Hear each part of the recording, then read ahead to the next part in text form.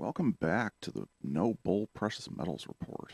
And as always, I'm Brad, and today is July 29th, 2021. Can you imagine my surprise when all of a sudden, after, the tumultuous days that we've had of dropping prices and everything else, first thing this morning, I see that silver has popped up well over 25.50. So it's not quite back to where it was. I mean, we're still quite a distance away from the 26, 25 prior to the big dip. But the biggest thing is that you can realize Fed Open Market Committee, as soon as they announced, as soon as they went into session, we had that drop. As soon as they came back, everything was announced. All of a sudden the price comes back up. What can you do? It's not the evil bankers. It's not the JP Morgans. It's not, Barclays or any of these other like big names that get thrown out there for manipulation. They're just moving the stock or moving the price. No, it all comes down to risk versus the pricing.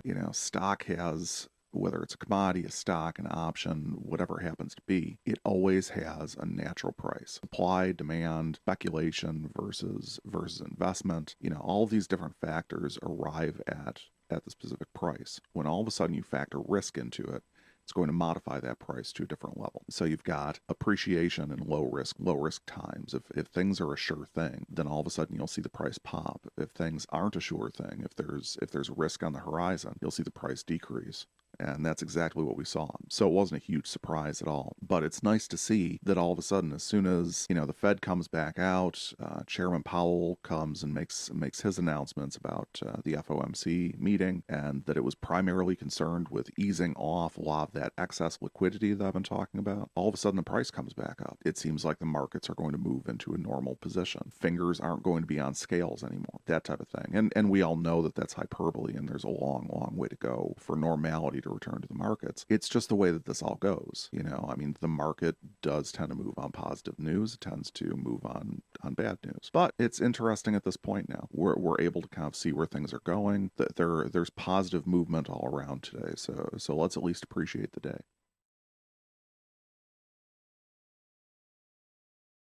Turning to the big board today, we can see a night and day difference from yesterday. Yesterday, as you recall, it was pretty just flat. No one was really taking any big moves. There just really wasn't the desire there. Everyone was holding their breath. And I feel like I use that tired cliche all the time, but that's really what happens. Today we can see, it's 10 o'clock in the morning and we're about, half an hour into the trading day. And we can see that all of the major equity indices are up, not by a significant amount, but they are still up, which is good considering all the earnings reports that have been coming out. There have been very positive earnings reports if you're not keeping up with that. Energy is also up moderately. We're still in kind of that sickly mucus green area, except for ethanol, which is, always up. You look down, grains are up pretty much all the way across the board, except for the canola oil. And metals, metals are doing amazing today. Palladium's up over 2%, copper, 0.75%, platinum, almost a whole percent, and gold and silver. Gold is up 1.77%, and silver is up 3.37%. So it's been a definite pop of what's occurred.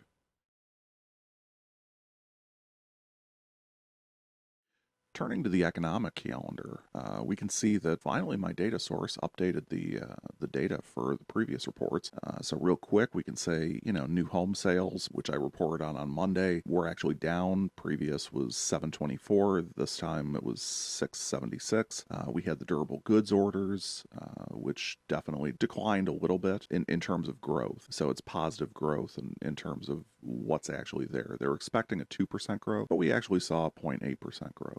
So that was a little bit slow, but it really didn't affect the market that much, as we had noted. Non-defense capital goods stayed the same. The Case-Shiller Home Price Index, year-over-year change, previous was 14.8. This time it was 16.6. So we've definitely had a differential change on that. Consumer confidence index, it was higher than expected and higher than previous. It was previously 128.9. They were only expecting 125, and it went up to 129.1. And the home ownership rate dropped slightly by 0.2% to 65.4, and it was previously at 65.6. So now yesterday we had the big day, but we had the advanced trade and goods report that came out. and the previous was at 88.2 billion. We actually, or negative 88.2 billion, I should say, and the actual that came out was negative 91.2 billion. So we did have an overall decrease in that. So that's not necessarily positive news, but again, based off of the market reaction to it, there wasn't really a lot of care given to it. The big news and, the event that sucked all the oxygen out of the room was the Fed Open Market Committee announcement and Chairman Powell's press conference, which again, as I had mentioned, was mostly about the drawdown with the quantitative easing. They were drawing down quantitative easing, the bond buying program, things of that nature. And really they didn't talk significantly about inflation other than to say, everything's normal, nothing to see here, move along. And they're really keeping the interest rates where they are. So it provides some underlying confidence to the market, and investors and purchasers figured it was a good time, it was safe to buy. That's why we're seeing a significant amount of all of this movement upwards. Today we've got initial jobless claims, continuing jobless claims. We have the first estimate of the gross domestic product that's coming out today for Q2 and the pending home sales index. So let's start moving over into those areas.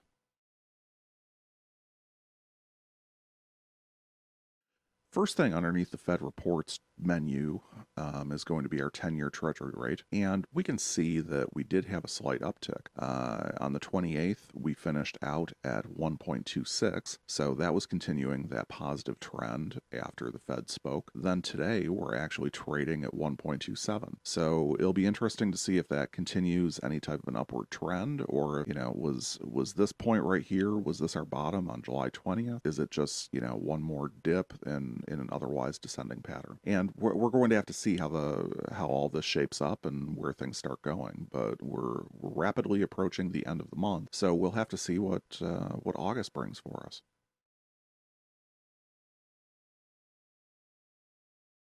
So the 20-week unemployment look back, we did have the new numbers that were released, and our previous point from the 17th was 424,000 jobs that were essentially lost, or new filings, I'll call it. This week, we had the new numbers that were reported, and they're 400,000. So we had an overall drop in the number of initial claims of 24,000, which is probably a good sign for the economy. Now, as we start looking at the continued claims, we can see that we do have that slight uptick, which isn't surprising considering the previous week we had on the initial claims, we had this increase right here between July 10th and July 17th. We jumped considerably. And since continued claims aren't reported in the same period as initial claims, we knew, and I think I even mentioned that last week, that we were going to see this in forward weeks. We weren't necessarily going to see it all at once. So we are seeing the results of that now. We went from 3.262 million in continued claims up to 3.269 million in continued claims. So not a significant amount overall, but enough to really offset and show that there's an upward tick. I mean, it's pretty obvious even on the chart. It's not a flat line. We'll have to see how everything is affected next week, but things are kind of moving in a positive direction.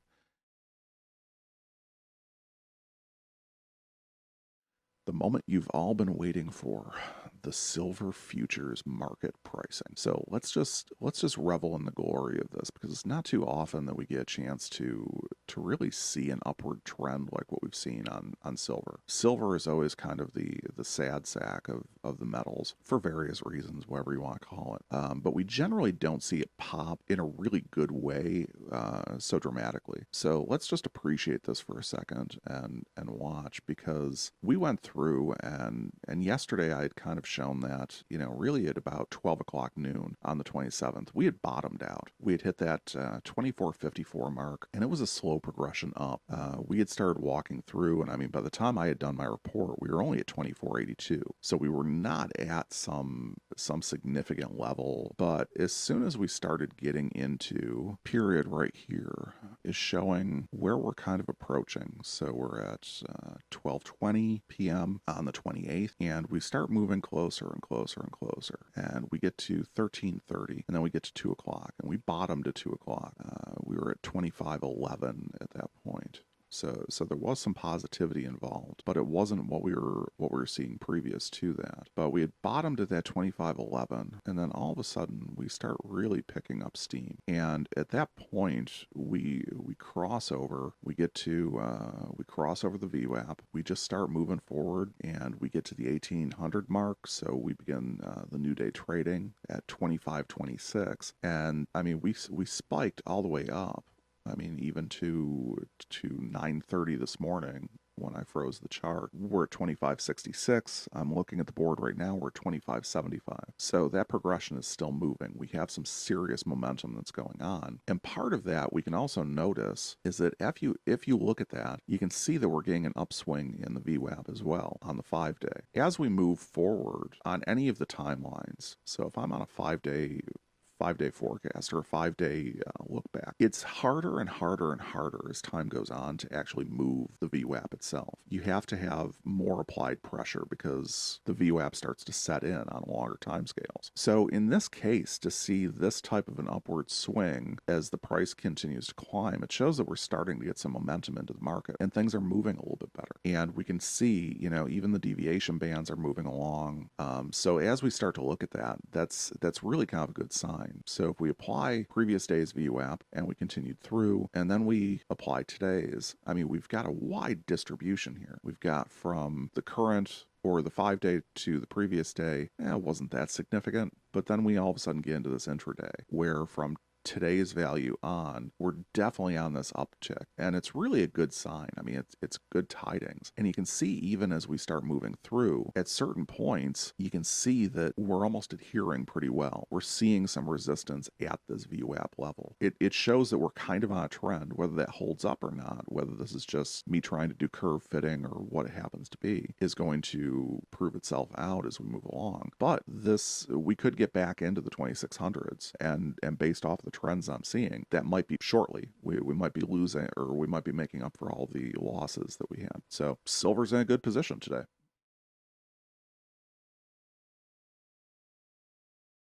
Gold, man, look at that movement. I just want to zoom in on that real quick because much the same as silver, we've had quite a bit. So we start out, we're all the way at the 28th at 12 o'clock. We go all the way through.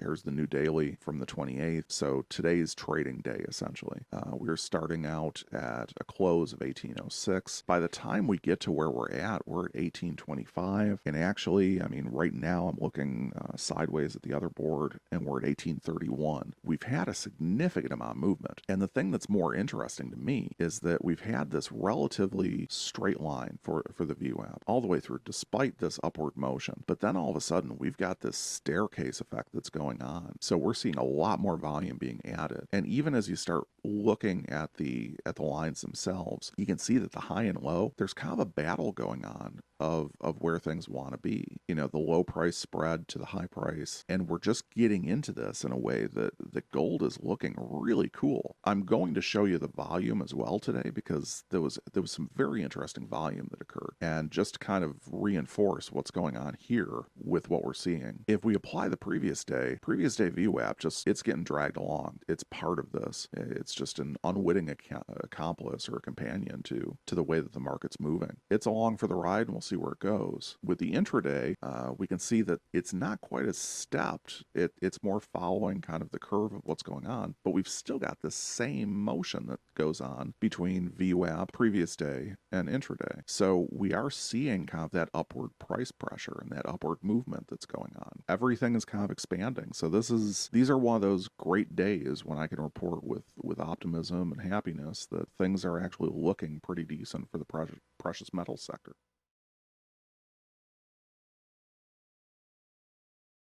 Just real quick, covering the 5-day performance comparison, because I've touched on this a few times. We saw where we started out 5 days ago, where gold and silver, they were running roughly even with each other.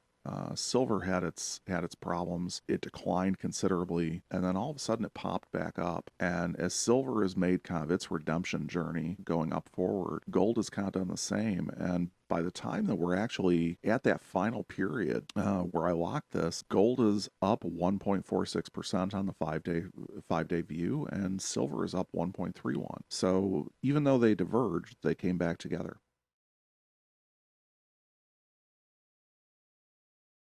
Retail silver.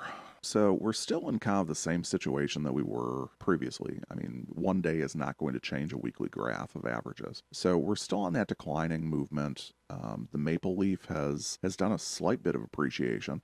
So we went from 34.58 last week at this time to 34.62 this week at this time. That's really the only positive movement that we've had. I do want to bring up here, looking at the week-long chart for the momentary average price, and we can definitely see across all of the distributors where the prices were, and we've talked at these lower prices where I've said, hey, you know, it might be a good idea to start checking around, do some buying, things like that. And was I wrong? No. I mean, just looking at the chart right here, you can see we have had some dips. I mean, the low price, 28.56, low price, 28.76, 20-cent difference, low price, 28.80. And that was at, you know, 1400 yesterday, so 2 o'clock yesterday. And from then, so from 28.80, we're now at 29.62 on the low price. And that was a slight decline. But we're seeing that, you know, even the median is now above that 30 mark. It's at 30.19.5. The 1 ounce is at, the 1 ounce average is at 30.42. And of course, we're getting high ranges all the way into the 31s. You know, right now it's 31.65. So we are seeing all of this. It's an appreciating market. And I'm sure that someone's thinking, well, you know, they're just gouging for premium or whatever because they can. And I think what's interesting is looking at something such as this. And I've gotten away from showing this chart because there hasn't been much movement, but there is now. And what this shows is the movement of spot over the last 24 hours, the movement of spot in performance relation. So it's up 3.32%. The generic price is up 2.84% in 24 hours. The Philharmonic price is up 2.66, Maples 2.39, and the Silver Eagle is up 2.07. So the price increases aren't keeping pace with the way spot is. However, in this particular instance, you know, at 8 a.m. this morning, spot was up 320, generic was up 3.31. So there is some variation. There's some lag. There's some differentiation between the pricing that you see and where things fall. Just something to keep in mind. It's all about the context.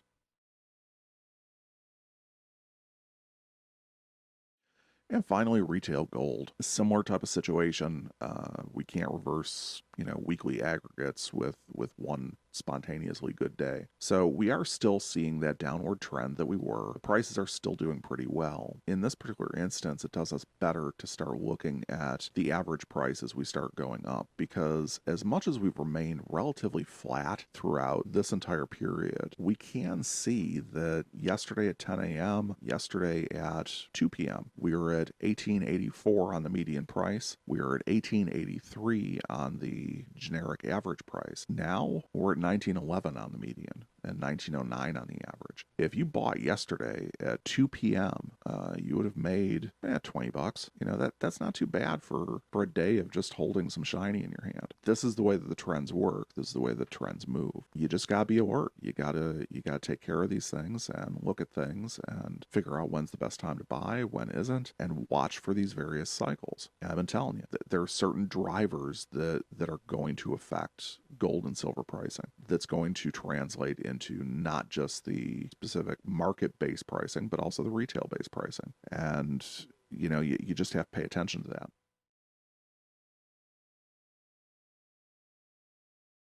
So that's going to do it for today. Hopefully you've gotten some good information out of this, made sense of some of the moves that we've seen, and are ready to face the rest of the day. You know, if you dig what I'm doing, feel free to like, share, subscribe, hit the notification bell so that you can be told when I actually release these videos, which is a daily basis, but you get the idea. Until next time, happy stacking.